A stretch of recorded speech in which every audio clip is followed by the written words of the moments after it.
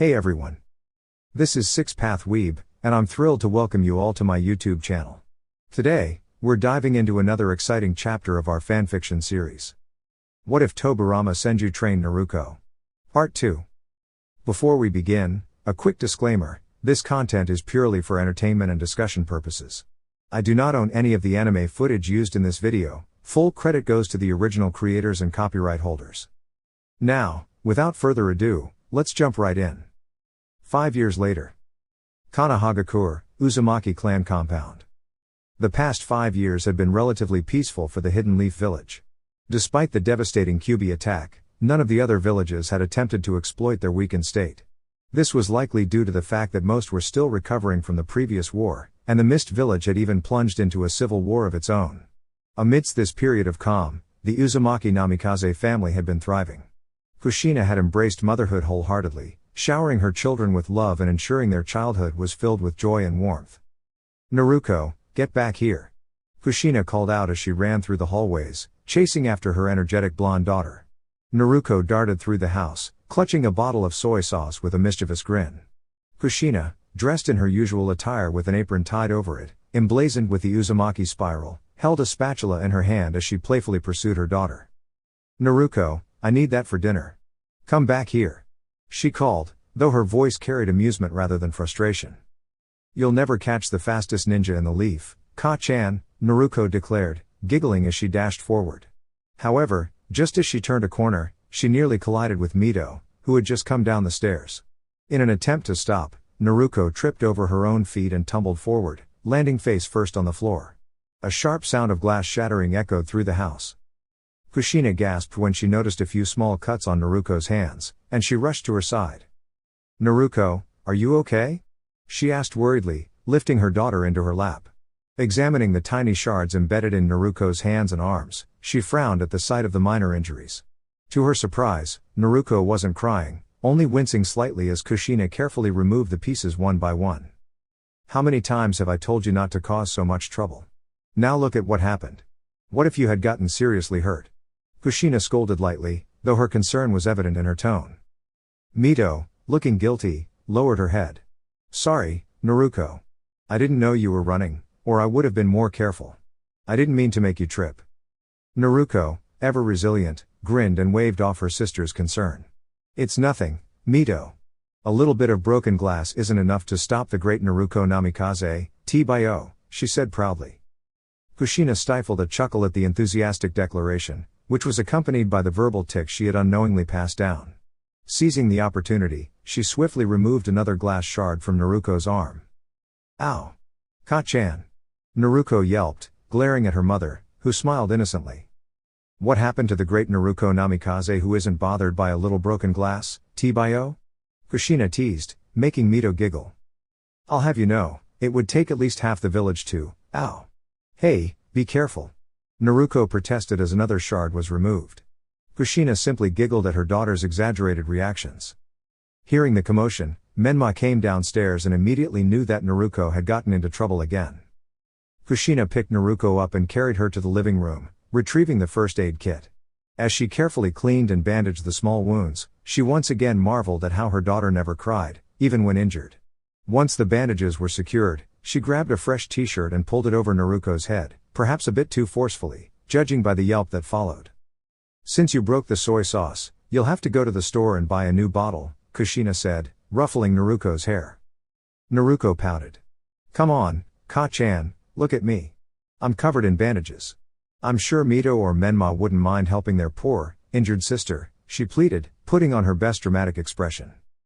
Kushina, unimpressed, crossed her arms and raised an eyebrow. "Oh no, you're not getting out of this one. Now, get going, or no dinner for you," she said firmly, placing the money in Naruko's hand. Realizing she had no choice, Naruko groaned dramatically before heading for the door. "Ugh, troublesome moms are too much work," she grumbled under her breath. Somewhere in the Nara compound, two members of the clan sneezed at the same time, muttering about troublesome women. Naruko slipped on her sandals and stepped out onto the village streets. As she walked, she kept her hands in her pockets, kicking a small rock along the way. She could feel the cold stares and disapproving glances directed at her, something she had grown used to but never fully understood. It always confused her. The villagers adored her siblings, treating them like heroes, but when it came to her, their expressions darkened the moment she was alone.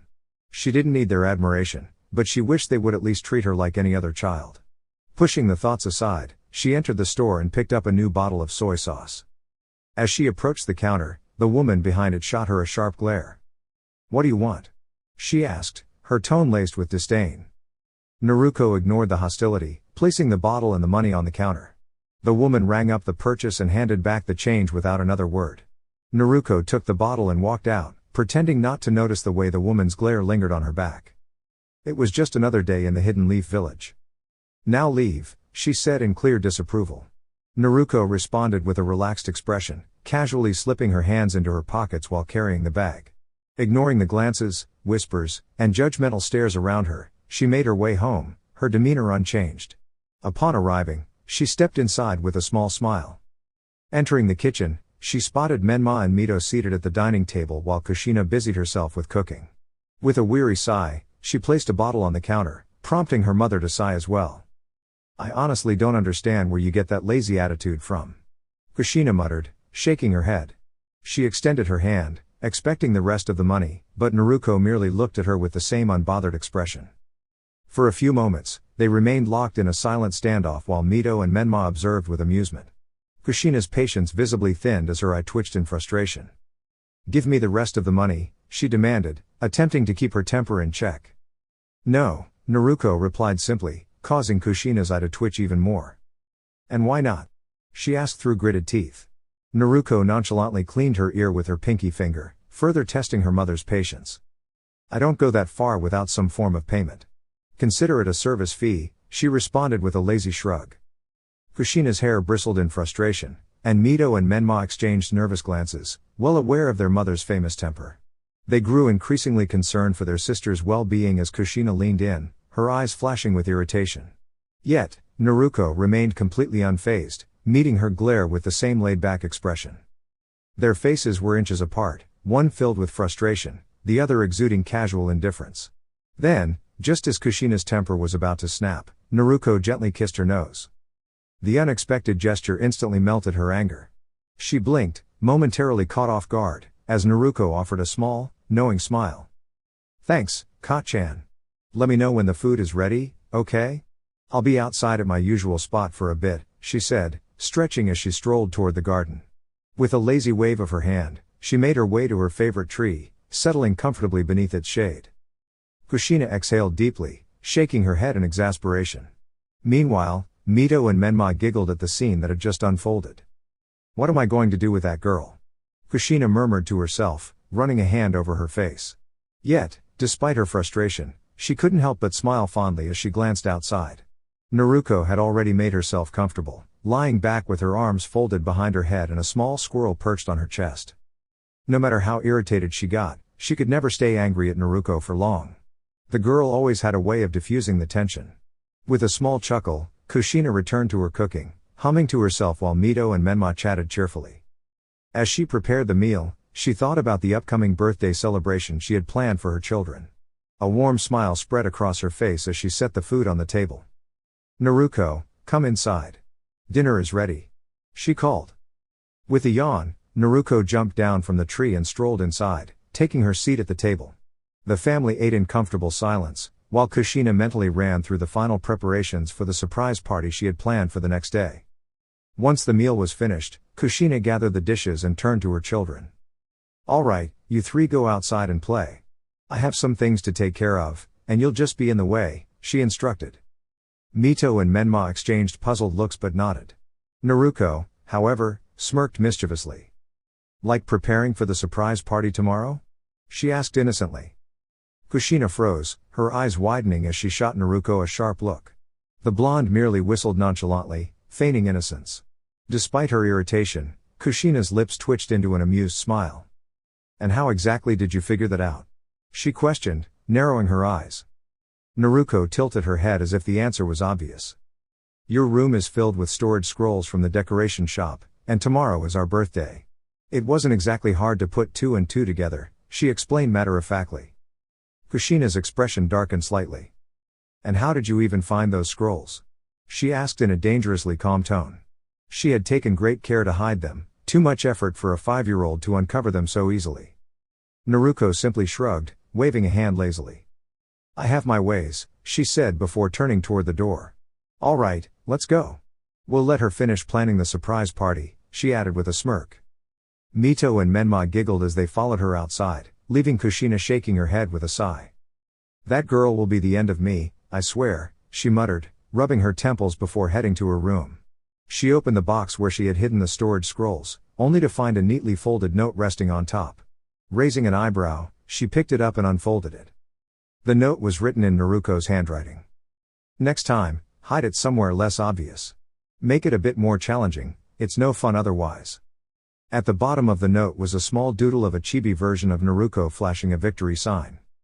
Kushina couldn't help but chuckle as she set the note aside, keeping it as a little keepsake. Despite her frustration, she adored Naruko's antics. Besides, she wasn't too worried. Hiruzen had assigned an Onbu guard to watch over her children at all times, and she could sense Kakashi tailing them, keeping a safe distance. With that reassurance, she got to work, smiling to herself as she continued preparing for the big day ahead. Konoha Central Park. Naruko, Mito, and Menma arrived at the park, smiling as they watched the children playing. However, as they approached, several parents tensed at the sight of the Uzumaki twins, hailed as the village's heroes, accompanied by Naruko. Quiet whispers passed between them as they knelt down to their children, instructing them to play with the red-headed twins but to avoid the blonde girl. When asked why, they simply warned that she was not someone they should be around, implying she might bring trouble. Obediently, the children ran toward the triplets but focused solely on Mito and Menma, subtly pushing Naruko aside. She quickly noticed that, as usual, no one was really paying attention to her, aside from the occasional wary glance from the adults. Turning back to her siblings, she watched as Menma was eagerly pulled into a game, while Mito hesitated, glancing at her with concern. Naruko offered a reassuring smile. "You go on, Mito. I'll just relax over there, I'm not really in the mood to play anyway," she said with a forced grin. Mito hesitated before nodding, though she still seemed uneasy. She then ran off with the other children while their parents exchanged satisfied glances, pleased that their children had successfully drawn the twins away from Naruko. Left on her own, Naruko wandered over to a secluded area and settled onto an old wooden swing tied to a tree. She gently swung back and forth, watching her siblings with a bittersweet smile. She had long since accepted that no one really wanted to be her friend for who she was. More often than not, people tried to use her as a means to get closer to her siblings. She didn't want shallow friendships like that. Still, even if she was alone, she found comfort in seeing Mito and Menma surrounded by so much joy. Though her eyes held a flicker of sadness, she continued to smile softly as she watched them. Tobirama Senju strolled through the village, observing the lively park with a small smile. This was precisely why Konoha had been founded, to provide children with a peaceful childhood, free from the constant threats of war. With no pressing clan matters or research to attend to, he found himself simply taking in the atmosphere. As he sat on a nearby bench, he exchanged polite nods with passers-by before his attention was drawn to a distant tree. There, he spotted a lone child on a swing, watching the others with quiet longing. Even from afar, the child's sunlit blonde hair, striking cerulean eyes, and distinctive whisker marks were unmistakable. His sharp gaze flickered toward the surrounding parents, noting the way they kept their distance from her. Their expressions told him everything. He clenched his jaw, understanding their reasoning, yet the question remained, why wasn't Naruko playing with the other children? Curious and somewhat unsettled, he rose from his seat and made his way toward her. As he approached, he carefully studied her expression. There was pain in her eyes, yet her smile remained genuine as she watched her siblings. She's lonely. But she still smiles for their sake. Fascinating. Breaking the silence, he finally spoke. Why aren't you playing with the others? To his surprise, Naruko didn't flinch or seem startled. Instead, she turned to him with a practiced, easygoing grin, as if she had sensed his presence all along. It's nothing. I just like being alone, she said nonchalantly. Besides, I'd rather relax than run around wasting my energy. Tobirama narrowed his eyes slightly. She's masking her emotions perfectly at such a young age. This isn't the first time she's done this, it's already second nature to her. Rather than pressing the issue, he simply nodded and, to Naruko's surprise, sat down beside her on the ground.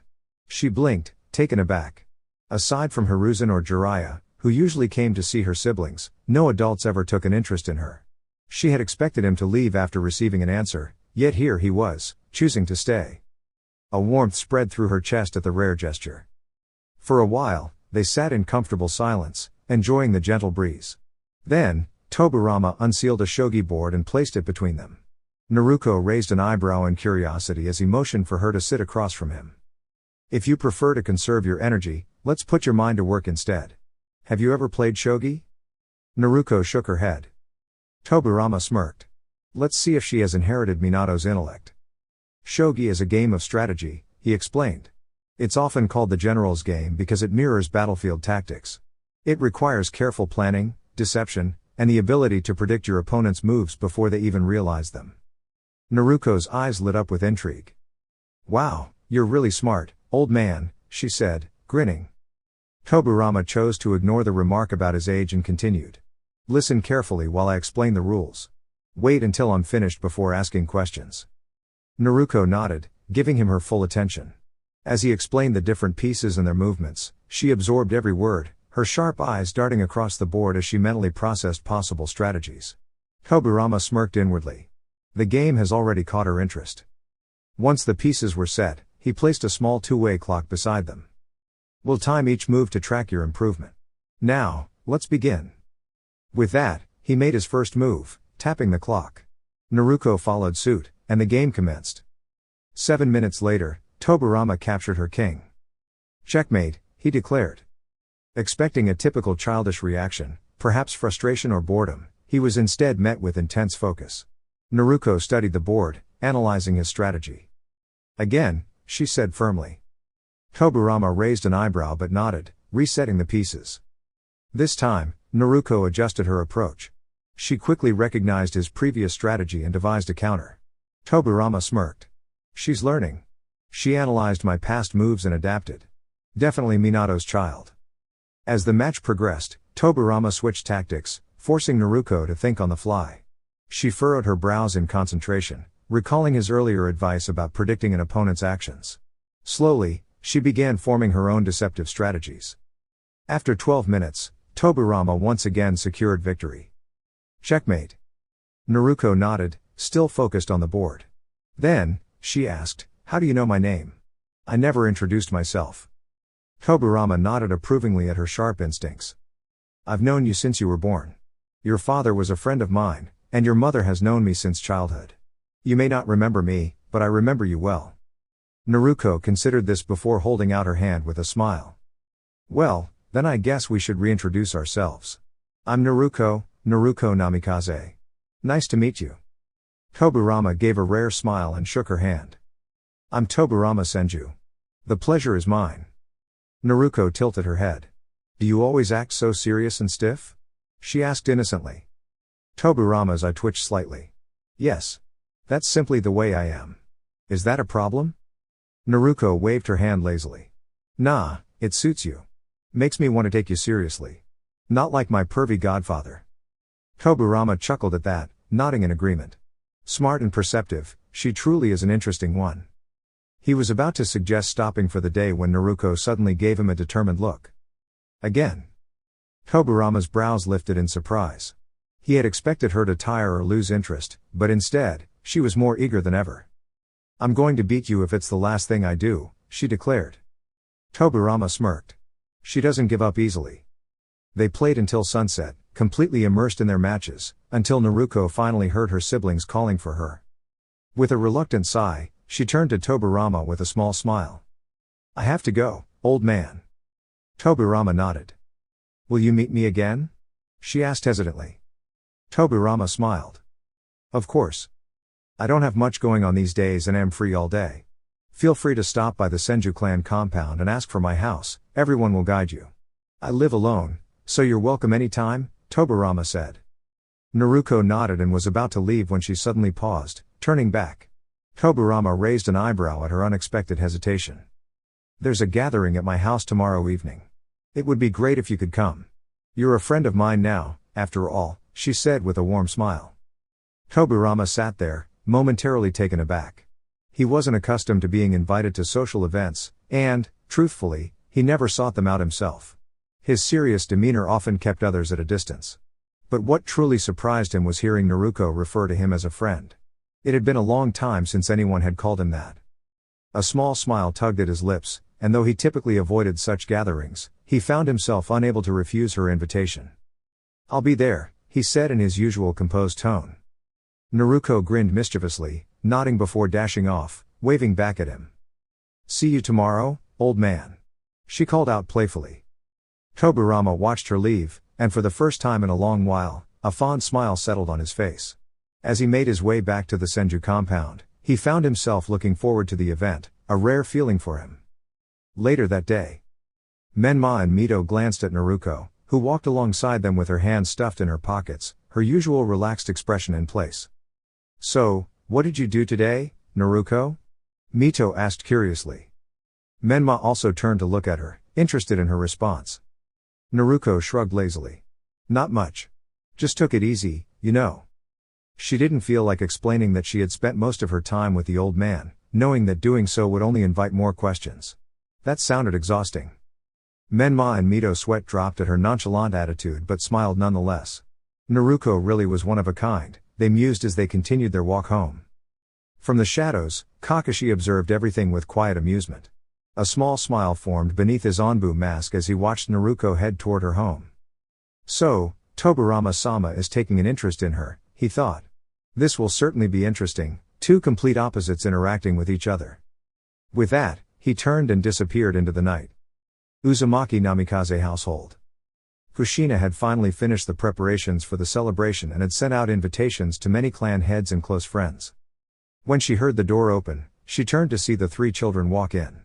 Mito and Menma were covered in dirt, their clothes and faces smudged from an adventurous day. In contrast, Naruko was spotless, her usual carefree demeanor intact. Kushina sighed knowingly. He must have been napping again.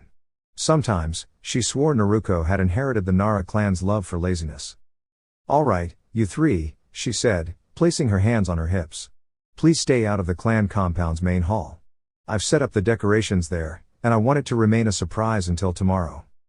Her eyes narrowed at Naruko, who immediately whistled innocently, looking anywhere but at her mother. Kushina sighed. "Someone already ruined part of the surprise, so at least let the rest remain a secret, okay?" The three children nodded in agreement, excitement bubbling within them. Mito and Menma were eager to meet their friends and enjoy the festivities, while Naruko was looking forward to seeing Tobirama again, and, maybe, meeting someone who would want to be her friend. Senju clan compound. As Tobirama strolled through the Senju compound, he suddenly remembered something important. If he was attending a child's birthday gathering, it was customary to bring a gift. Realizing this, he made his way to the house where Tsunade lived and knocked on the door. Tsunade, surprised by the unexpected visit, opened the door and blinked in shock. "Oh Jisun, what a surprise. Please, come in." She paused when he raised a hand, signaling that he had something to ask. Her curiosity piqued. Tobirama rarely sought assistance, it was usually the other way around. "Tsunade, what do people typically give children as birthday gifts?" he asked in his usual serious tone. She stared at him blankly, unsure if she had heard correctly. Somewhere in the background, a crow cawed. "Excuse me?" she asked, blinking in disbelief. Of all the things she expected, this was not one of them. "My question was straightforward," Tobirama said, unfazed. "But I'll repeat it. What do people give children as birthday presents?" Tsunade shook off her surprise and tried to process the question logically. "Well, how old is the child?" she asked. 5, Tobirama replied. "Do they belong to a clan?" He nodded. She thought for a moment. Typically, children that age receive toys, clothing, or similar items. Noting the blank expression on his face, she sighed. She should have known those kinds of gifts wouldn't interest him. Since the child is from a clan, 5 is around the age they begin their first steps in shinobi training. So, a kunai or shuriken set, a beginner's chakra theory scroll, or a chakra control guide would be more fitting. Tobirama nodded, satisfied. That was a practical and meaningful gift. He now knew exactly what to get and smiled slightly, already picturing the little blonde's reaction. Tsunade noticed his rare smile and grinned. He seemed to have developed a soft spot for Naruko, which was surprising. It was even more astonishing that he had accepted an invitation to a gathering.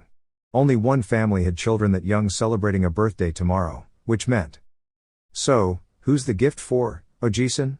She asked knowingly. Naruko. Naruko Namikaze, he answered. She invited me to a gathering at her home for her birthday tomorrow, and I recall that bringing a gift is a social expectation. Tsunade's smile widened. She had also been invited by Kushina and was looking forward to meeting the energetic twin redheads. The shopping district. Tobirama made his way to the shopping district, stopping at the White Dragon Weapons shop, the largest and most reputable in the village. It was where he had purchased his own equipment in the past. As the doorbell chimed, Hideki Higurashi, the shop owner, looked up from his inventory. His eyes widened in shock upon seeing Tobirama Senju step inside. Tobirama-sama. What an honor. How can I assist you today? Hideki asked respectfully. I need a custom order completed by tomorrow afternoon. It's urgent, Tobirama stated. Hideki nodded. As long as the order doesn't require rare materials that need to be sourced from outside the village, I can get it done. What do you need? Tobirama requested a brush and ink, then meticulously sketched out his design before handing it to Hideki. The shopkeeper's eyes widened as he studied the specifications, then a slow smile formed on his lips. I can do this, but given the rare materials and the short deadline, it will cost around 19,000 ryo, Hideki informed him. Tobirama nodded without hesitation, taking out his wallet and handing over the necessary funds. The cost is irrelevant. I just want it completed on time. You can count on me, Tobirama-sama. It will be ready by tomorrow noon, Hideki assured him. Tobirama gave a small nod of approval. He was genuinely looking forward to seeing Naruko's reaction to his gift. Tobirama woke up early, as he had for many years, following his well-established routine. After freshening up and having breakfast, he dressed in a simple white t-shirt featuring a small Senju clan symbol on the back, paired with blue pants and standard shinobi sandals. As always, he discreetly secured the Raijin no Ken at his hip beneath his shirt.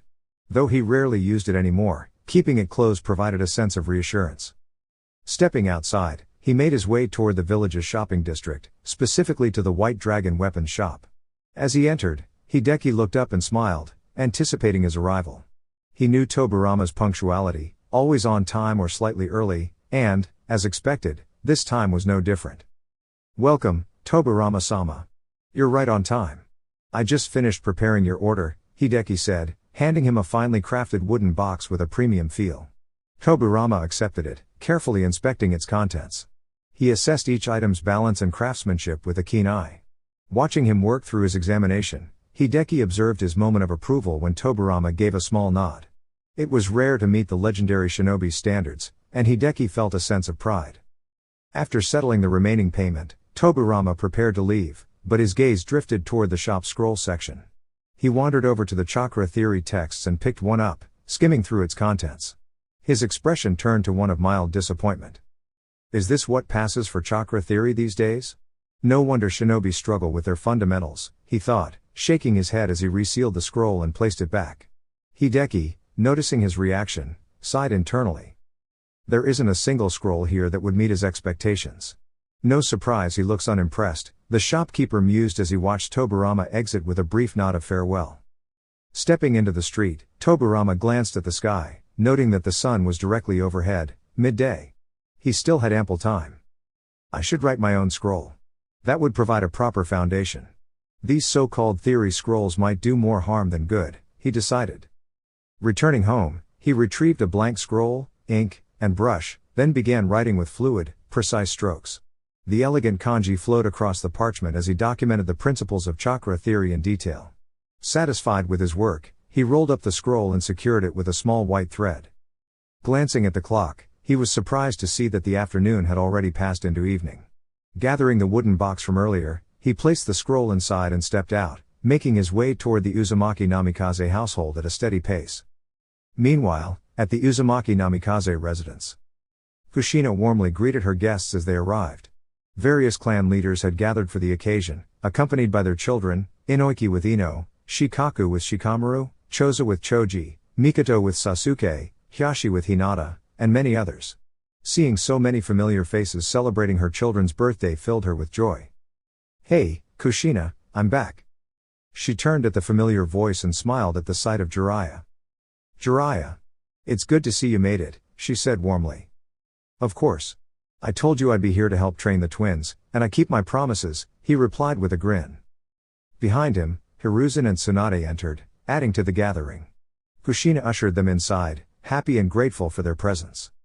Meanwhile, Naruko stood near the doorway, glancing outside expectantly. As time passed, disappointment settled in her chest.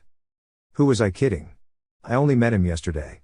It's not like he would come just for me, she thought sadly, watching her siblings laugh and play with the other children. The subtle glances from some of the guests, ones they gave only when Kushina wasn't looking, made her lower her gaze. Not wanting to be in their sight any longer, she quietly stepped away into a corner. Kushina, preparing to begin the cake cutting, was about to make an announcement when a sudden knock at the door surprised her. Who could that be? She wondered. Opening the door, she gasped, momentarily stunned to see Tobirama Senju standing before her. Of all people, he was the last she expected to attend a social gathering. His reputation for viewing such events as trivial made his presence all the more surprising. Breaking out of her shock, she smiled warmly. Before she could speak, his voice cut through the silence. I was invited. I assume I am not late? His tone was calm and measured. Regaining her composure, Kushina nodded, stepping aside to welcome him in. Though still curious as to why he had come, she was honored by his presence. As Tobirama entered, the lively atmosphere shifted, conversations halted, and a hush fell over the room. Feeling the weight of numerous stares, Tobirama's expression remained neutral. I trust I am not interrupting? Immediately, guests looked away, embarrassed by their reaction. Within moments, the room came alive again, though now many gathered around Tobirama, eager to greet him. With polite but succinct responses, he acknowledged them while his gaze subtly searched the room. He had come for Naruko, but with the chatter of clan matters surrounding him, his patience was thinning. A child's birthday party is hardly the place for political discussions, he thought with mild irritation, though his face betrayed nothing. At the snack table, Naruko quietly nibbled on chips, unaware of the shift in the room's attention. She had long stopped expecting Tobirama to arrive, brushing off the noise as just another part of the celebration. Kushina, reclaiming the moment, tapped her glass with a spoon, drawing everyone's attention. Since we're all here, it's time for the birthday children to cut the cake, she announced with a smile. Cheers erupted as she wheeled in a large cake, placing it at the center of the room. As she removed the lid, laughter broke out, revealing a cake shaped like the nine-tailed fox. Tobirama smirked slightly at the irony. Bringing her children forward, Kushina watched as Menma, Mito, and Naruko blew out the candles together. Applause filled the air as slices were distributed. As always, Naruko carefully placed a piece in front of her mother first, earning a warm smile and a gentle kiss on the cheek. My little Naru-chan is already 5, Kushina cooed, her voice affectionate. Naruko blushed slightly before taking a bite of cake. Observing the scene, Tobirama felt a rare sense of contentment. Naruko looked genuinely happy in this moment, and that was enough. However, the atmosphere shifted as Jiraiya stepped forward, clearing his throat for an announcement. I have something special for my gift, he declared, drawing curious gazes. The Toad clan of Mount Miyaboku has asked me to offer a summoning contract to any child they deem worthy from their previous summoner's lineage. Gasps echoed through the room. Summoning contracts were no small matter, especially at such a young age. Even Kushina looked surprised. So, Jiraiya continued with a proud grin, I offer the Toad contract to Mito and Menma. The room burst into applause, but Tobirama frowned slightly, observing Naruko's expression. While she remained silent, her eyes dimmed just a little. Kushina noticed too. Pulling Jiraiya aside, she whispered sharply, Jiraiya, why not Naruko as well? The sage blinked in confusion, then looked at her blankly. Kushina, the Toads need a capable and powerful summoner to represent them. Once Mito and Menma master their abilities, they will be formidable forces. Having 3 summoners is unnecessary and may even offend the Toads. Sarutobi-sensei agreed with my reasoning. He explained, watching as Kushina frowned, considering his point. However, she remained firm in her stance. Even so, you could have handled this privately at a later time. Why announce it in front of everyone, making Naruko feel excluded? She asked sharply. Her words took him by surprise, and as he reflected on her perspective, he hesitated before nodding, realizing his mistake. I just wanted to give them a special birthday gift. I didn't consider how it might make her feel. He admitted, sighing. Kushina, though frustrated, appreciated that he acknowledged his misstep and returned to the celebration. As she rejoined the festivities, she observed the children opening their gifts. She briefly noticed the difference in the sizes of the boxes Mito and Menma received compared to Naruko's, but dismissed the thought. After all, gifts were meant to be appreciated regardless of size. Naruko, however, immediately recognized the contents of her packages. By their lightweight feel and texture, she could tell that most were clothing. A quick glance at her siblings' gifts confirmed her suspicion. Mito and Menma unwrapped an assortment of new kunai and shuriken sets, as well as various toys and scrolls. Naruko looked down for a moment but forced a small smile, placing her unopened gifts on the table. She already knew what they contained. Without drawing attention to herself, she slipped away to her favorite spot, a sturdy tree branch where she often found solace, gazing up at the moon. Meanwhile, Kushina remained engaged with the guests, cheerfully chatting away, while Mito and Menma played with the other children.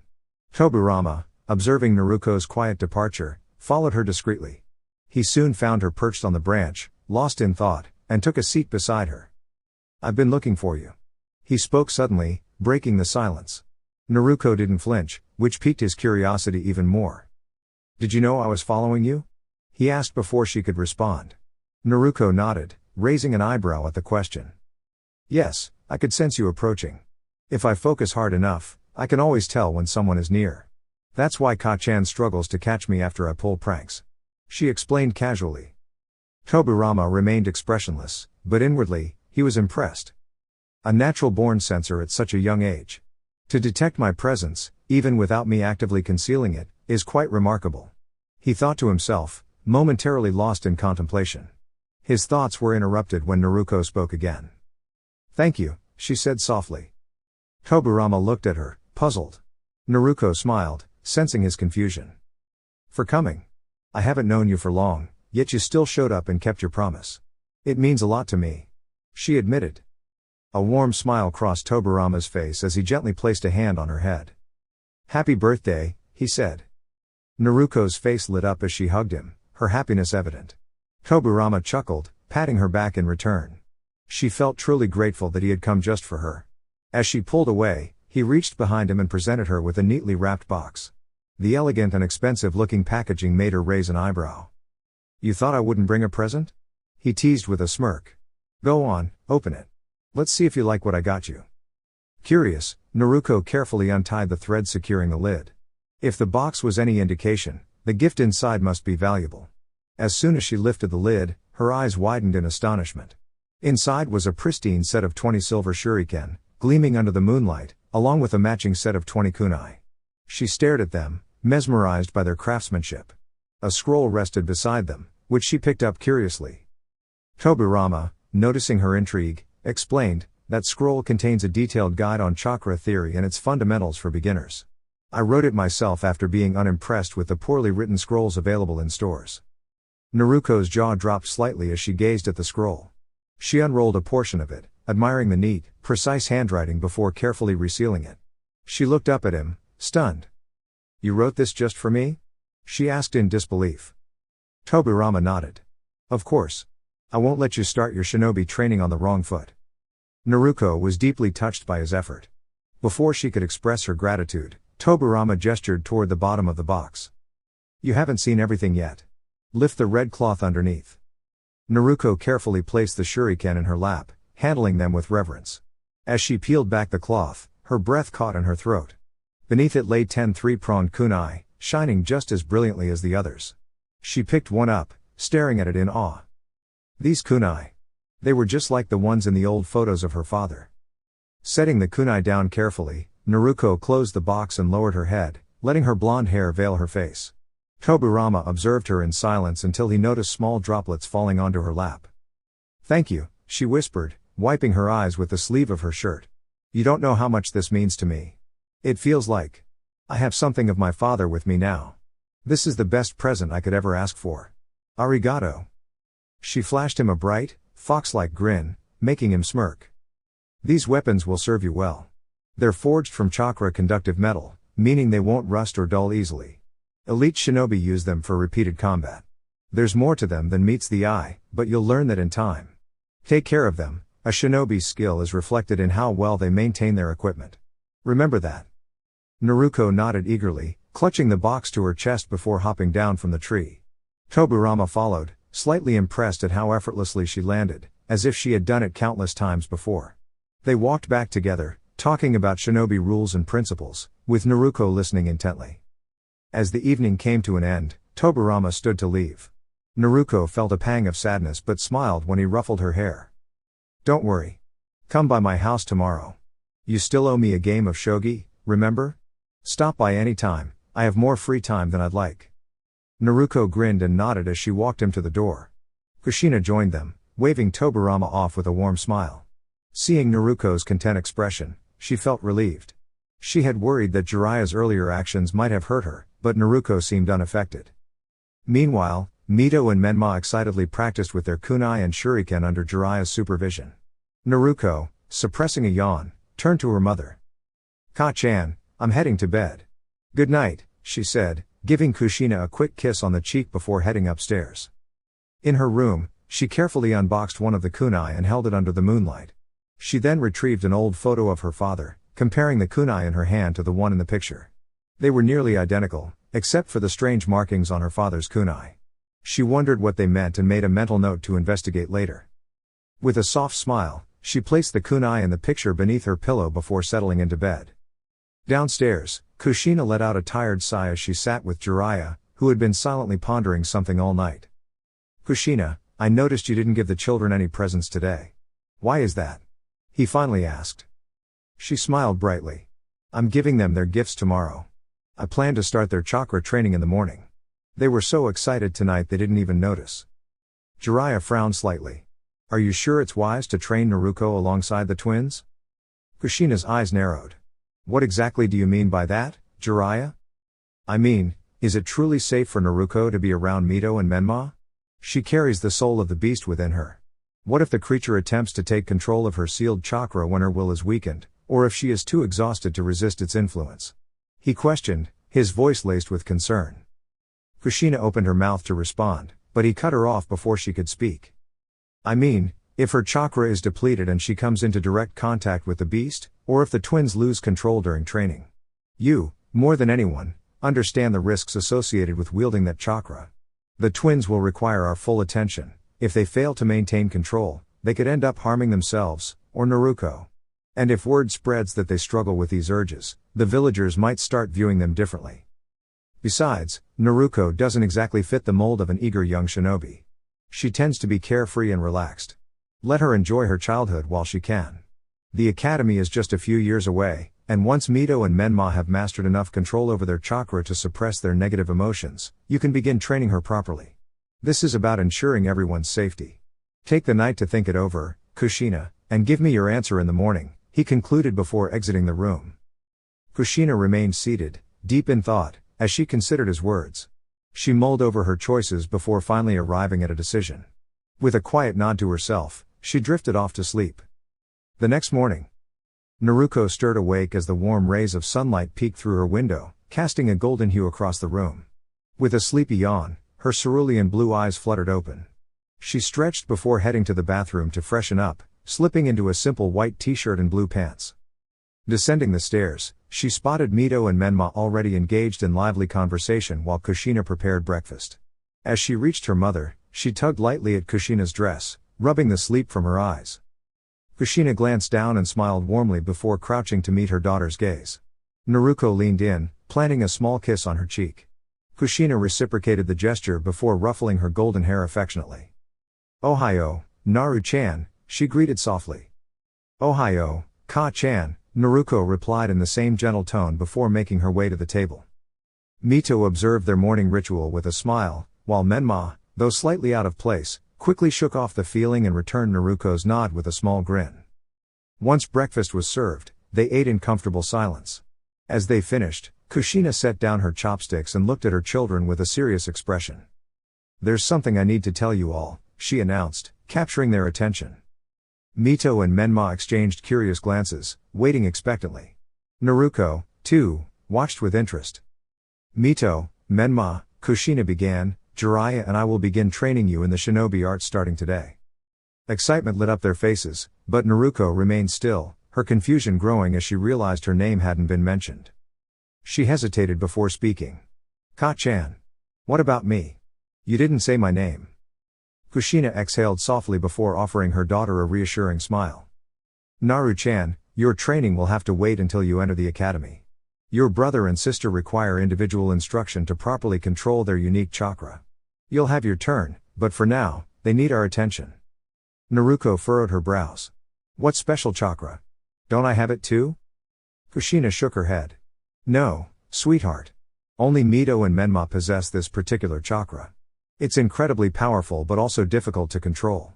If they lose control, they could unintentionally harm themselves or others, even you. That's why we need to ensure their training is handled with utmost care before they officially join the academy. Naruko hesitated, absorbing her mother's words. Then, you don't have to train me one-on-one. Just give me a few tips here and there, and I'll practice on my own. Kushina's smile turned somber as she gently took her daughter's hand. No, Naru-chan. Learning the wrong way can be more dangerous than not learning at all. If you develop bad habits now, they could hinder your progress in the future. Shinobi training must be done properly and carefully. She squeezed Naruko's hand gently. Please, just wait a little longer. For me? Naruko sighed, then nodded with a small smile. All right, I understand, Ka-chan. You and Jiraiya can train Mito and Menma first. I'll catch up when their training is complete. Pride swelled in Kushina's chest. Pulling Naruko into her lap, she hugged her tightly, and Naruko nestled into the embrace. You're so understanding, Naru-chan, she murmured, resting her chin atop the blonde girl's head while gently rubbing her back. After a moment, Naruko pulled away, gathering the dishes and carrying them to the sink. As she began washing them, she spoke up. You don't have to waste time on the dishes, Ka-chan. Go ahead and start training Mito and Menma. I'll take care of this, then head out to meet a friend. Is that okay? Kushina kissed her daughter's forehead. Of course, sweetheart. Just be careful, all right? Naruko nodded before turning to Mito and Menma, who seemed hesitant, as if worried she might resent them. She flashed them a mischievous grin. Don't worry about me, you two. This training sounds like a lot of work anyway. Go on, I'll catch up in no time. Relieved, Mito and Menma grinned back before heading off. Naruko turned to the sink, but as she worked, her cheerful mask slipped. A single tear fell onto her hand. She wiped it away, frowning. Why am I crying? They need the training more than I do. I shouldn't feel this way. Shaking her head, she quickly finished the dishes, then retrieved a small scroll from her desk and pocketed it before slipping on her sandals. As she stepped outside, she glanced at her mother and siblings training together. Their laughter echoed through the air. I'm heading out, she called. Kushina waved. All right, just be back before dark. Naruko gave a thumbs up, then walked away, hands in her pockets, her usual carefree expression masking the emotions swirling within her. Senju clan compounds. The streets buzzed with activity as Naruko made her way to the northern district, home to the esteemed Senju clan. She asked for directions along the way and was surprised by how many people knew the name she was searching for. When she finally arrived at the large estate, she stepped onto the stone path and knocked on the door. Moments later, the door creaked open, revealing Tobirama Senju's stern gaze. Naruko lifted a hand in a lazy wave. Yo! Tobirama remained silent for a moment before responding in his usual stoic tone. That is not the proper way to greet someone. Naruko shrugged. So I've been told. Tobirama stepped aside, allowing her to enter. They moved to the living room, where Naruko slid the glass door open, revealing a lush garden teeming with life. She took a deep breath, enjoying the fresh scent of flowers, as a soft breeze ruffled her golden hair. Tobirama soon returned with a tray of tea and cookies, setting them down between them. Observing Naruko's fascination with the garden, he spoke. You appreciate nature? Naruko nodded. Yeah, but this place. It feels different. It's like it's alive. Tobirama smirked. That's because my elder brother created it. Each tree contains a fragment of his chakra. Naruko's eyes widened as the conversation unfolded. She had no idea how much she was about to learn. They sat in comfortable silence as Naruko turned to Tobirama with a curious expression. Hey, old man, you knew my father, right? She asked. Tobirama gave a small nod, his gaze fixed on the swaying trees around them. Taking a sip of water, he considered her question before answering. What was he like? She continued, her voice filled with anticipation. A faint smile appeared on Tobirama's face as he recalled the past. He was an exceptional person, A strong leader with a kind and compassionate heart. I didn't know him too well on a personal level, but I respected him. He was one of the few who truly earned that respect. He never hesitated when it came to protecting the village or his family. From what I saw, he carried his responsibilities with unwavering determination. He truly was remarkable. Naruko nodded with a soft smile. You know, I want to be like him, strong, respected, and fearless. I want to stand tall, knowing that if he were here, I would have made him proud. That's my dream, she said with conviction. Tobirama studied her for a moment before nodding. That's an admirable goal, he acknowledged. With dedication, perseverance, and effort, anything is possible. You also have the heritage, talent, and resources to achieve greatness. Not everyone is fortunate enough to be trained from a young age with the right guidance. He expected Naruko to agree, but instead, her expression dimmed slightly. Not everyone who has those advantages gets an easy start, she murmured. Tobirama frowned slightly at her words, sensing a deeper meaning behind them. He was about to ask what she meant, but before he could, Naruko quickly put on a bright grin and looked up at the sky. The sun was beginning to set. It's time to go, old man. Ka-chan told me to be home before dark. I'll see you tomorrow, all right? She said cheerfully. Tobirama gave a small nod, watching as Naruko tucked her hands into her pockets and strolled away, waving as she left. He remained seated, reflecting on her parting words. Not everyone who has those advantages gets an easy start. The phrase echoed in his mind, stirring his curiosity. Tobirama Senju was not someone who let questions go unanswered, and this was one he intended to solve. Naruko arrived home just before sunset, spotting her mother and siblings training outside. Instead of joining them, she went inside, grabbed a bottle of water from the fridge, and sat at the table. A few minutes later, Kushina and the twins came in, their faces glowing with excitement. Kushina smiled warmly at her eldest daughter. So, Naru-chan, how was your day? She asked. Naruko returned the smile. It was good, Ka-chan. I had fun. Satisfied with her response, Kushina turned her attention to the twins, discussing their training session with enthusiasm. Naruko listened quietly, offering no input but enjoying the lively conversation. At one point, Kushina suggested going out to eat as a small celebration for the twins' training progress. They cheered excitedly, requesting sushi. Naruko didn't particularly enjoy sushi, but seeing their happy faces, she simply nodded along without complaint. As they walked to the restaurant, she listened to her siblings chat animatedly, though their explanations were too vague for her to fully understand. She still paid attention, hoping to pick up something useful. Once inside, they took their seats and placed their orders.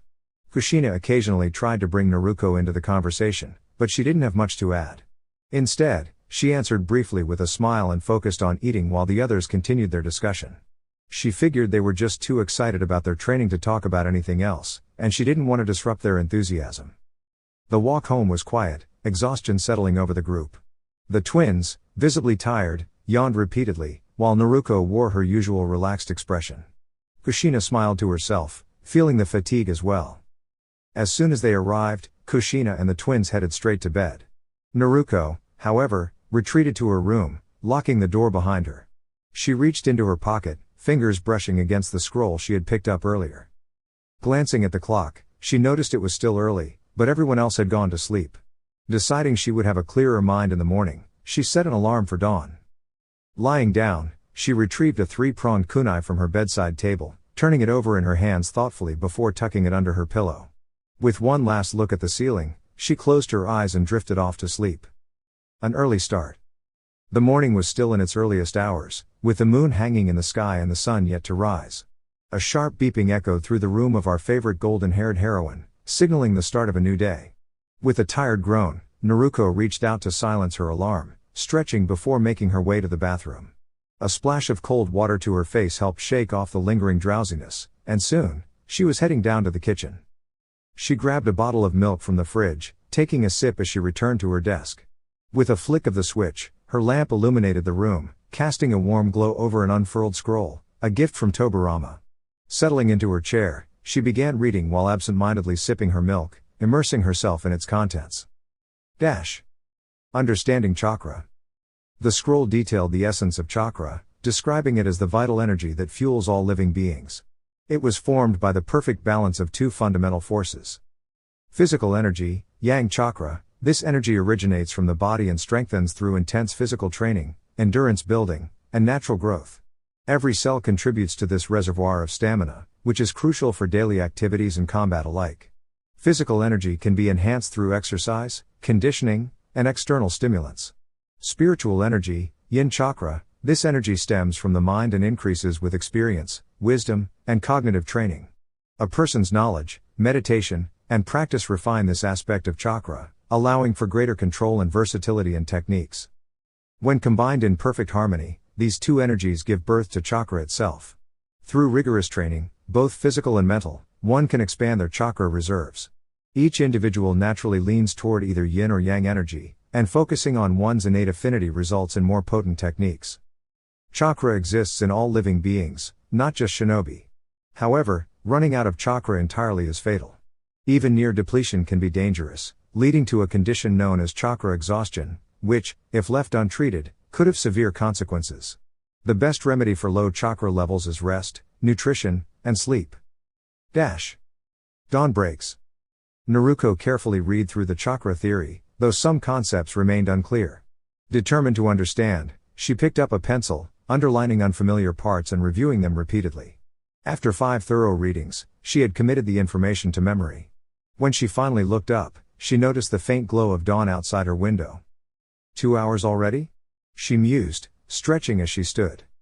Descending the stairs, she found the house still silent, its occupants fast asleep. She grabbed 2 apples from the fridge before turning her attention to a small wooden box on her desk. Opening it, she retrieved 2 kunai and 4 shuriken, pocketing them alongside the apples. Before heading out, she scribbled a quick note and stuck it to the fridge. With that, she stepped outside, making her way toward the Senju clan's training grounds. A mother's morning. As the household stirred to life, Kushina awoke with a yawn, heading straight for Menma and Mito's room. After a few grumbles, the twins begrudgingly got up and went to freshen up. Smiling to herself, she then made her way to Naruko's room, expecting to wake her usually sluggish daughter. However, upon entering, she found the bed neatly made. Knocking on the bathroom door yielded no response, and upon peeking inside, she discovered it empty. A flicker of confusion crossed her face as she made her way downstairs. It wasn't long before her gaze landed on the fridge, where a small note was pinned. Ka-chan, I woke up early and went for a morning walk. I'll be back by breakfast, don't worry. A tiny, doodled smiley face at the end made her chuckle. Tucking the note into her pocket, she slipped on an apron and set to work preparing breakfast. Training at the Senju grounds. The Senju clan's open training fields were vast and well maintained, yet surprisingly empty. Naruko glanced around, wondering why no one was taking advantage of such a prime location. Shrugging, she made her way to the center of the clearing, noticing a lake nearby and 3 wooden training stumps. Perfect, she thought. Approaching one of the stumps, she carved a small bullseye into the wood with a kunai. Standing a few feet away, she decided to start with the shuriken. She had once snuck into the academy and watched students practice throwing them. This skill would undoubtedly be part of the curriculum, so why not get a head start? Gripping 2 shuriken in each hand, she threw them one by one. Unfortunately, instead of hitting the target, they veered off course, bouncing harmlessly against the surrounding stumps before clattering to the ground. A bead of sweat rolled down her temple. Maybe kunai will be easier, she reasoned. Positioning herself again, she pulled her arm back and hurled the kunai with all her might, only to watch them sail completely over the stump. Letting out a sigh, she retrieved them and tried again, but the results were just as disappointing. Determination and progress. Naruko may have been known for her laid-back nature, but one thing was certain: once she set her mind on something, she refused to quit. Again and again, she threw her weapons, the sound of clanking metal echoing through the clearing. Hours passed as she pushed herself, her arms aching from exertion. Despite her best efforts, her accuracy remained frustratingly off. Finally, she collapsed onto her back, panting. Her hands, reddened and sore, held onto her weapons tightly. She sat up, frowning at the shuriken and kunai in her lap. I need more practice, she admitted. Unfortunately, her small pockets could only carry so much, forcing her to retrieve them after every few throws. Taking a bite of an apple, she decided to call it a day, completely unaware that a pair of watchful eyes had been observing her progress. Breakfast and secrets. As Naruko returned home, the enticing aroma of freshly made food greeted her. Her stomach rumbled in response, and she eagerly sat at the table, joining Menma and Mito. Kushina placed their plates in front of them before turning her attention to Naruko. "Where did you go this morning, Naru-chan?" she asked curiously. Naruko offered a small smile, already prepared with an answer. "I woke up early and went for a walk. Found a really peaceful spot and ended up dozing off for a bit. Mornings are pretty nice outside, I might do this more often." Kushina beamed. "That's wonderful. Fresh air is good for your health, and I know how much you enjoy quiet places." As she reached for a drink, Kushina's eyes landed on her daughter's reddened palms. A hint of concern flickered across her face. "Naru-chan, what happened to your hands?" Naruko inwardly winced but quickly masked it with a sheepish grin. "Ah, nothing serious. I climbed a tree to get comfy and must have scratched my hands a bit. No big deal." Kushina accepted the explanation with a nod, though Menma and Mito exchanged surprised glances. Their sister waking up early? Voluntarily? That was certainly new. As breakfast concluded, Naruko stood up, slipping on her sandals. "Ka-chan, I'm heading out to meet a friend. I'll be back by sunset." Kushina smiled warmly. "All right, but be careful and don't get hurt." "Hi," Naruko called as she headed out, hands tucked into her pockets. This time, her destination was clear, Tobirama's house at the Senju compound. Naruko approached the Senju clan compound, stepping onto the stone path leading to Tobirama's home. As she reached the door, she knocked, waiting patiently. Moments later, the door swung open, revealing Tobirama's ever-stoic expression. "Yo!" Naruko greeted casually, waving a hand lazily. Tobirama crossed his arms, observing her with his usual serious demeanor. "You still refuse to greet people properly, don't you?" he asked. Naruko grinned and shook her head. "Nope." With a sigh, Tobirama stepped aside, allowing her to enter. She made her way to the porch where they had played shogi the day before, noticing that the board was already set up. Taking her seat, she began arranging the pieces as Tobirama returned with a tray carrying hot chocolate and cake. Placing it to the side, he tapped the clock to signal the start of their game. For the next hour, the two played in silence, each carefully considering their moves. Eventually, Tobirama spoke. "What happened to your hands?" Naruko frowned, glancing at her hands before making her next move. "Nothing much. Just overdid it a little," she replied, only half telling the truth. Tobirama nodded knowingly. During his early morning walk through the compound, he had heard the distinct clang of metal from an old, unused training ground. Upon investigating, he had seen Naruko practicing relentlessly, pushing herself until exhaustion. Her determination was undeniable, but what troubled him was her lack of proper guidance. Why hadn't her shinobi training started yet? Why was she practicing alone? From what he had heard from Tsunade, the red-haired twins had already begun their training under Jiraiya's supervision. This discrepancy only deepened the mystery surrounding the young blonde before him. With a final move, Tobirama captured her king. "Checkmate," he announced. Naruko sighed, setting her cup down after taking a sip of what was now lukewarm hot chocolate. She took a bite of the cake, enjoying the peaceful atmosphere of the garden. The two sat in silence, appreciating the tranquility of nature. After a few moments, Naruko broke the quiet. "Hey, old man, is there a proper technique for throwing shuriken and kunai?" Tobirama smirked at her curiosity. "Yes, there is a precise method. Most people don't realize the level of accuracy and control required for shuriken jutsu," he explained. Naruko blinked in confusion. "Shuriken jutsu?" "It's the art of throwing weapons," Tobirama clarified. She nodded, committing the term to memory. Many shinobi only focus on improving their aim, never truly exploring the complexities of the craft. They see kunai and shuriken as mere distractions or tools to attach explosive tags to. But shuriken jutsu, when mastered, is just as formidable as any other shinobi discipline, Tobirama continued. Naruko listened intently, her fascination growing. A true master of shuriken jutsu can seamlessly incorporate it into traps, ambushes, and combat strategies. A well-placed projectile can turn the tide of battle, he added. Naruko was amazed by Tobirama's knowledge. She had never considered that such a simple skill could hold so much depth. If what he said was true, then mastering this art could be a valuable asset. Tobirama studied her for a moment before asking, "Have you been struggling with your throwing techniques?"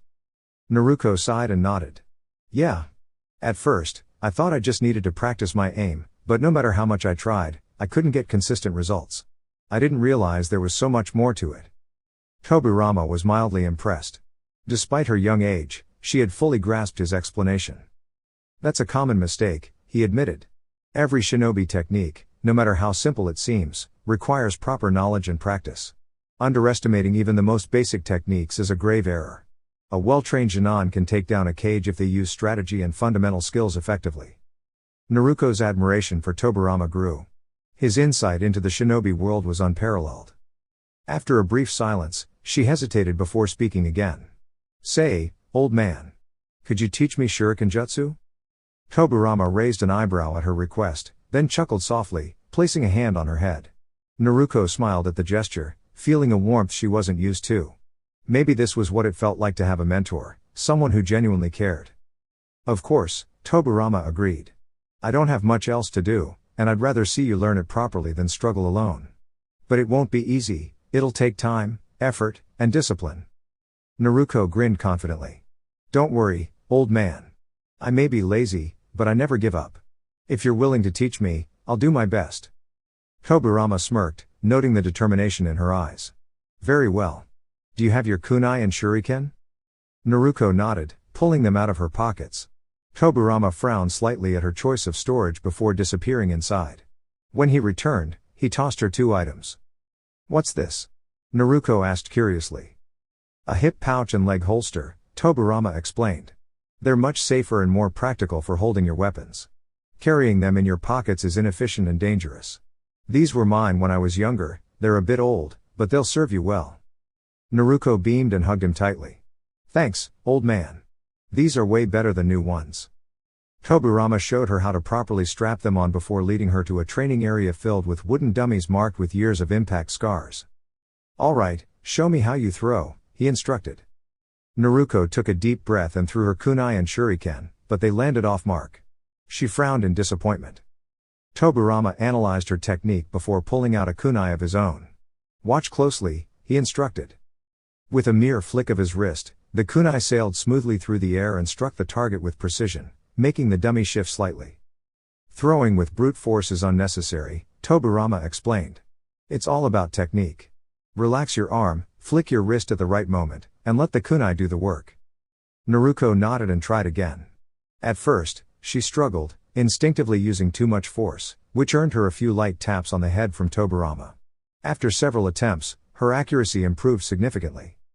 Tobirama then handed her some shuriken. Shuriken require even more precision. You need to control their spin while keeping them horizontal. Observe. With effortless grace, he released 4 shuriken at once. They rotated smoothly through the air before embedding themselves perfectly into the target. Naruko's eyes sparkled with admiration. That was amazing. Focus on your finger movements, Tobirama instructed. Naruko attempted to mimic his technique but struggled to get the right spin. After multiple tries, and several more light bonks on the head, she managed some improvement. As the sun began to set, she panted, hands on her knees, but with a satisfied grin on her face. Tobirama observed her progress with approval. You're picking it up quickly. We'll continue tomorrow. Naruko nodded, exhausted but happy. As she began removing her holster and pouch, she turned to Tobirama. Hey, old man, do you have a storage scroll? She asked. Tobirama raised an eyebrow, intrigued. Why do you ask? And with that, their training continued, deepening the bond between student and mentor. I don't want to carry all of this home like this, it's just too much work, Naruko said with a sigh. Tobirama exhaled, pressing a hand to his forehead in mild exasperation. This was the same child who had endured hours of rigorous training without a single complaint, yet now she was reluctant to carry her own equipment home. He shook his head with an amused smile. She really is something else, he thought, nodding as he headed inside his home. Meanwhile, Naruko stood outside in the garden, a faintly melancholic smile crossing her face. If I bring all this home, my family might ask where I got it or why I'm carrying shinobi equipment around, she thought, her expression dimming. Understanding her predicament, Tobirama sealed the equipment into a scroll and handed it to her. She accepted it with a grateful nod, offering a casual wave before making her way home. Tobirama watched her leave, a thoughtful smile lingering on his face. It had been a long time since he had the opportunity to mentor someone young, to help shape them into a capable shinobi. Naruko, despite her youth, had remarkable potential that was still untapped.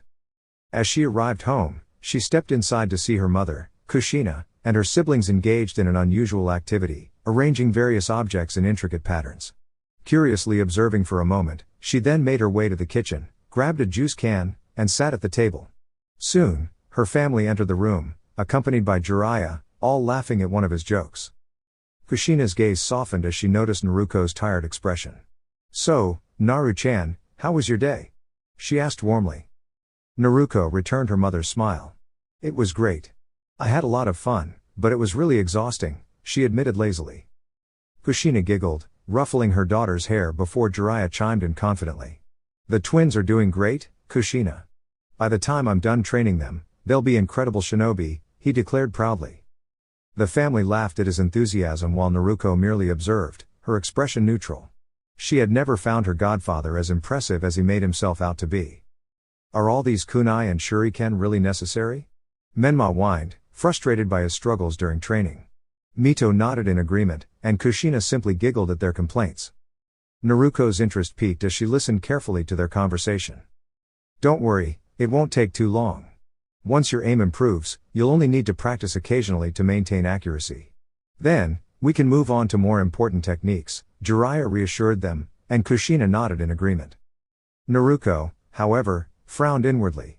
She found their attitude toward shuriken jutsu disappointing.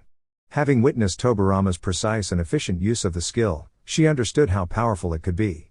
He had even explained the various techniques associated with it. Unlike her family, Tobirama treated the fundamentals with the respect they deserved. She remained silent, unwilling to engage in a discussion that might invite unwanted questions. As Jiraiya continued hyping up the advanced techniques he planned to teach her siblings, Naruko couldn't help but reflect on Tobirama's words, the importance of mastering the basics. He had once told her that even a Genin with a solid foundation could defeat a Kage. Many shinobi underestimated fundamental skills, only to regret it in battle. His words resonated deeply, making her appreciate the depth of his knowledge and wisdom. During dinner, she listened to her family's lively chatter, occasionally offering a small smile but mostly keeping to herself. After finishing her meal, she quietly made her way to her room, placing the storage scroll beside her chakra theory scroll. Setting an alarm for the early morning, she fell asleep with a contented smile. The next morning. As the alarm beeped, Naruko woke up, shutting it off before following her usual routine, washing her face, grabbing a quick drink of milk, and settling at her desk. With the lamp casting a warm glow, she unrolled her scroll and began reading. There is a specialized circulatory system in the human body dedicated to chakra, with 361 chakra points, tenketsu, where it is released. Chakra is molded through 12 fundamental hand seals, each aiding in controlling and shaping it. These seals are Saru, Tatsu, Ni, Tori, Mi, Ushi, Inu, Uma, Tora, I, Hitsuji, and Yu.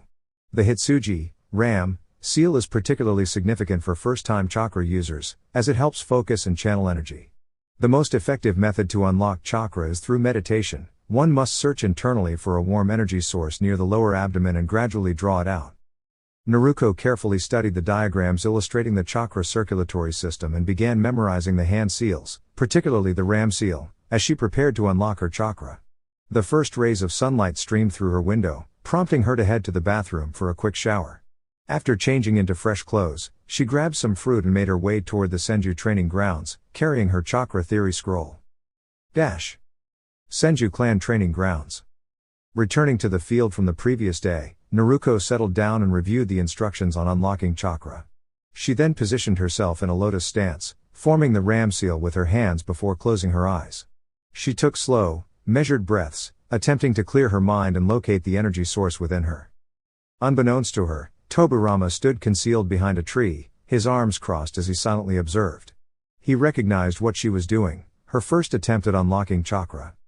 So that's it, he mused. She's been training on her own, teaching herself shuriken jutsu, hiding her equipment in storage scrolls, and seeking guidance outside her home. Why isn't her family training her? Pushing the question aside for now, he continued watching as her breathing became steady and uniform. He was impressed. Meditation required patience and discipline, and Naruko seemed naturally inclined toward it. Minutes turned into hours. The process of unlocking chakra without proper guidance was incredibly challenging. Even though he had detailed the steps in the scroll, most beginners still required someone to guide their focus. Typically, it took at least a week to achieve success. His train of thought was abruptly cut off as his eyes widened in astonishment. Naruko remained deep in concentration, losing awareness of her surroundings as she turned her focus inward. At first, she searched blindly, uncertain of what she was looking for. Then, suddenly, she felt it, a warm, pulsating energy. A small blue light flickered in the darkness of her mind. Instinctively, she reached for it. The moment she did, a powerful surge of energy erupted within her. A dense, violet-hued chakra burst from her body, swirling violently. The ground beneath her cracked as small pebbles lifted into the air, disintegrating upon contact with the raw chakra. Naruko smirked as the energy coursed through her. So this is chakra, she thought, reveling in the sensation. It felt as though she had uncovered a long-lost part of herself. Tobirama rose to his feet in shock. Incredible, he thought. She unlocked her chakra entirely on her own. And this chakra density, it's unlike anything I've seen in years. Within mere seconds, she had released enough chakra to match a low-level Jinan, and the flow hadn't stopped yet. Unbelievable, he murmured, watching in awe. Eventually, Naruko's chakra receded, and she opened her eyes, a triumphant smile on her face. However, as she attempted to stand, her legs gave out beneath her. Before she could hit the ground, Tobirama appeared in an instant, catching her with ease. Holding the sleeping girl in his arms, he gazed down at her with a small, fond smile. She really is something special. Unlocking her chakra on the first attempt, completely unaided, that's extraordinary. But, of course, she overdid it, he noted, shaking his head slightly. Adjusting his hold, he began making his way toward the Uzumaki Namikaze household, carrying Naruko as she unconsciously nestled into his arms. Time to find out what's really going on with her family. Tobirama moved silently, scaling the wall of the house with ease. He slid open the window to the room, his sharp gaze landing on a familiar box resting on the desk, the very one he had gifted her. The sight confirmed that this was indeed Naruko's room. Approaching the sleeping girl, he carefully tucked her into bed, watching her peaceful expression for a moment before slipping back out the window. Perched on the roof, he suppressed his chakra signature completely as he turned his attention toward the garden, where he could hear the sounds of training. His crimson eyes narrowed as he observed Kushina and Jiraiya working with the twins. So, Naruko wasn't included in their training. While she was out, they had already begun without her. Tobirama remained still, watching the children attempt to unlock their chakra. However, the red-haired twins were far too impatient to remain still for long, and their efforts quickly faltered. He noted how different they were from Naruko.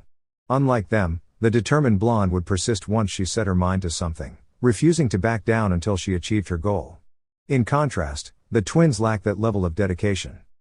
His gaze flickered to Jiraiya, who was promising the children they would learn advanced techniques if they mastered the basics quickly.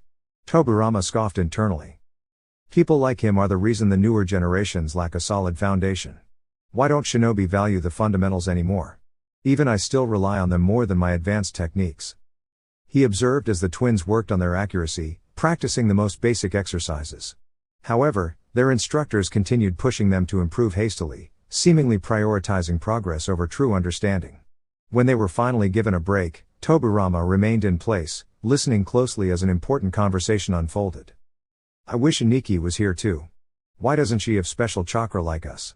Mito asked sadly. Menma nodded, his expression thoughtful. Yeah, but there's nothing we can do. We don't want to hurt her if we lose control, like Jiraiya Ojisan warned us. Ka-chan said she'll train her after our training is done, and she'll learn at the academy too. So let's get strong quickly and have her join us. Mito's face brightened with a smile, nodding in agreement. Tobirama absorbed their words carefully. So that was their reasoning. They didn't include Naruko because they feared losing control and unintentionally hurting her. Yet, he knew Jiraiya's true motives, keeping her away so she wouldn't interfere with their training. And Kushina had gone along with it. His jaw clenched slightly. What exactly did Hiruzen teach his students? If not for me, even Tsunade would have been wasting her days gambling and drinking rather than facing challenges head-on. His thoughts drifted back to Naruko. He recalled the incredible potential lying dormant within her, the innate sensing ability, the patience, the sharp mind that absorbed knowledge through sheer perseverance. A natural talent like hers, left untapped, would be squandered.